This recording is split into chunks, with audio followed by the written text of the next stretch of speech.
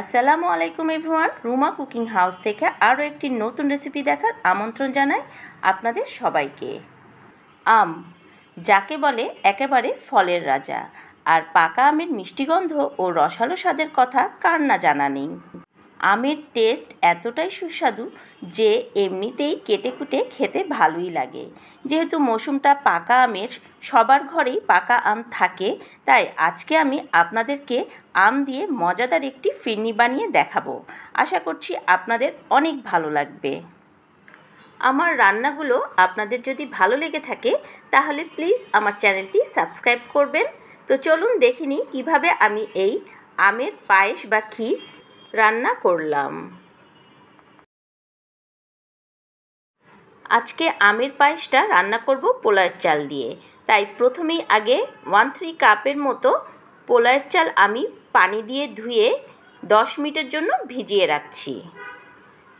এখানে 4টি মাঝারি সাইজের পাকা টসটসে মিষ্টি আম নিয়ে নিয়েছি। তো এই আমগুলো আমি এইভাবে ছোট ছোট টুকরো করে নিয়েছি। এখন এই আমগুলো আমি একটি ব্লেন্ডার জারে দিয়ে পেস্ট করে নেব, যাকে বলে আমের পিউরি। আর কিছু আম আমি এখানে ছোট ছোট টুকরো করে নিয়েছি ডেকোরেশন করার জন্য। এই তো দেখুন, আমি আমের পিউরিগুলো রেডি করে ফেলেছি। এখন চলে যাব চুলোতে। চুলোতে একটি হাঁড়ি বসিয়ে দিয়েছি এবং তাতে দিয়ে দিয়েছি 1 কেজি মিল্ক ভিটা দুধ। আপনারা যে কোনো ব্র্যান্ডের দুধ এখানে ব্যবহার করতে পারেন। দিয়ে দিলাম 1 টুকরো দারচিনি, আর দিয়ে দিচ্ছি এখানে 4টা এলাচ। এখন দুধটা একটু সামান্য গরম হতে দেব। দুধটা বেশ গরম হয়ে এসছে। এখন দিয়ে দিচ্ছি আগে থেকে যে পোলাওয়ের চালটা ভিজিয়ে রেখেছিলাম সেই চালটা। এখন একটি চামচ দিয়ে খুব ভালোভাবে নেড়েচেড়ে দিতে হবে। দেখুন টকবক করে ফুটছে। এইভাবে আমি যতক্ষণ না চালটা সেদ্ধ হবে আমি রান্না করে নেব। চালটা এখনও সেদ্ধ হয়নি, এখনও শক্ত আছে, তাই আমি আরও বেশ কিছুক্ষণ রান্না করে নেব।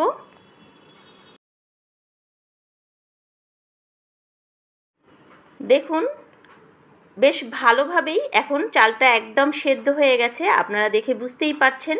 যখন চালটা এইভাবে সেদ্ধ হয়ে যাবে তখন এর মধ্যে দিয়ে দেব চিনি। আমি এখানে চিনি দিয়ে দিলাম 1/2 কাপের একটু বেশি। আপনারা যে যেমন মিষ্টি খেতে পছন্দ করেন ঠিক সেই অনুযায়ী মিষ্টিটা দেবেন। তো আমও যেহেতু একটু মিষ্টিই আছে, যার কারণে আমি এখানে 1/2 কাপের একটু বেশি চিনি দিয়ে দিলাম। এখন দিচ্ছি এখানে স্বাদ অনুযায়ী লবণ। যে কোনো মিষ্টি খাবারে একটু লবণ দিলে স্বাদ কিন্তু দ্বিগুণ বেড়ে যায়। তো এই তো দেখুন আমার পায়েসটা প্রায় রান্না করা হয়ে গেছে। এখন আমি আর কিছুক্ষণ রান্না করে চুলোটা অফ করে দেব। এখানে আমের পিউরি হয়েছে প্রায় 1/2 কাপের মতো। এখন আমি এই পায়েসটা পুরোপুরি ঠান্ডা করে নেওয়ার পরে এই পিউরির মধ্যে আমের পায়েসগুলো দিয়ে একটি চামচ দিয়ে খুব ভালোভাবে মিক্সড করে দেব। এই তো আম আর পায়েস মিক্সড করা হয়ে গেল। এখন আমি এটা কিছুক্ষণের জন্য ফ্রিজের মধ্যে রেখে দেব। আমের পায়েসটা আমি 30 মিনিট ফ্রিজে রেখে দিয়েছিলাম, নর্মাল ফ্রিজে। এখন পরিবেশন করছি।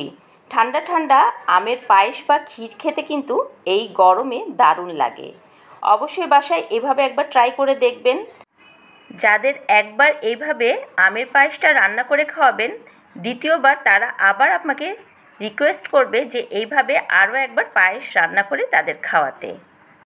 ছোট ছোট আমের টুকরো দিয়ে আমি আমের পায়েসটা সাজিয়ে নিলাম। আপনারা চাইলে কাঠবাদাম বা কিশমিশ দিয়েও সাজিয়ে নিতে পারেন। তো আজকের রেসিপি আমার কেমন লাগলো তা অবশ্যই কমেন্ট করে জানাতে ভুলবেন না।